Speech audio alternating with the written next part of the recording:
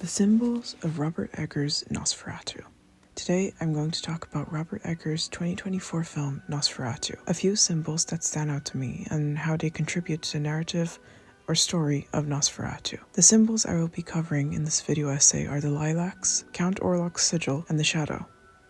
The lilacs.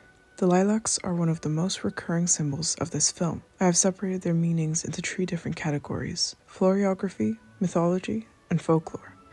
Florography, or the language of flowers, was very popular in the Victorian era. At the beginning of the film, Thomas gives Ellen a bunch of purple lilacs before he leaves, which represents first love. It is later revealed that Thomas was Ellen's first love. However, Ellen reacts very negatively to both the news of her husband leaving and shows an aversion to the lilacs, saying that "They will only die in a few days. Throw them out." What? Throw them out! She then goes on to tell Thomas about a dream she had where she married death with the smell of lilac in the air. This might be because, despite the relation between lilacs and love, they were also worn by mourning widows as a symbol of remembrance.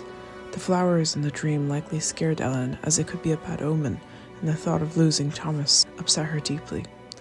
The way in which she holds the flowers also resembles how a deceased person in a casket would hold a bunch of flowers, possibly foreshadowing her eventual death. The botanical name of the lilac is Syringa vulgaris, coming from the Greek word syrinx, referring to the branches of a lilac bush. In Greek mythology, a nymph called Syrinx catches the eye of a god called Pan, the god of shepherds, hunters, and the wilds of nature. Pan becomes obsessed with the nymph, and to escape him, she turns herself into a lilac bush. Pan finds this bush and takes part of it to make his pan flute.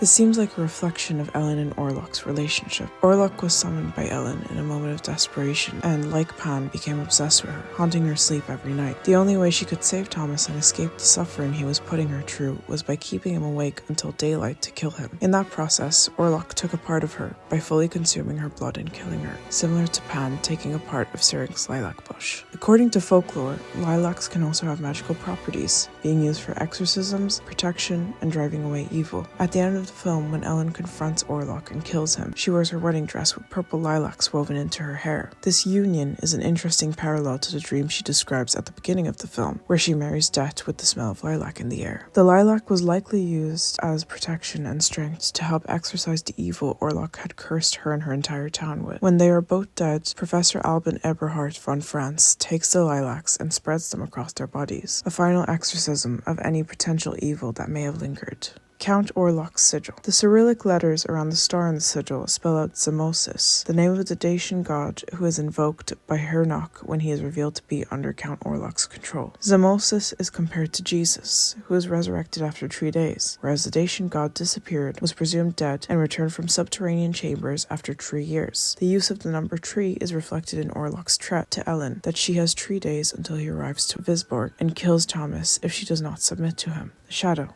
As Orlok approaches, his hand's shadow over the town can be seen watching Ellen and Thomas, which physically affects Thomas by restricting his breathing, making him tell Ellen to get away from him. This shadow represents darkness and evil, the dark and shameful side of Thomas and Ellen's world, as they lived in a very religious and conservative time. Ellen says it herself: "He is my shame. He is my melancholy." The shadow could also be the embodiment of the isolation, loneliness, and sadness that Ellen felt as a child when Orlok first found her trauma coming back to her as the threat of the third night approaches.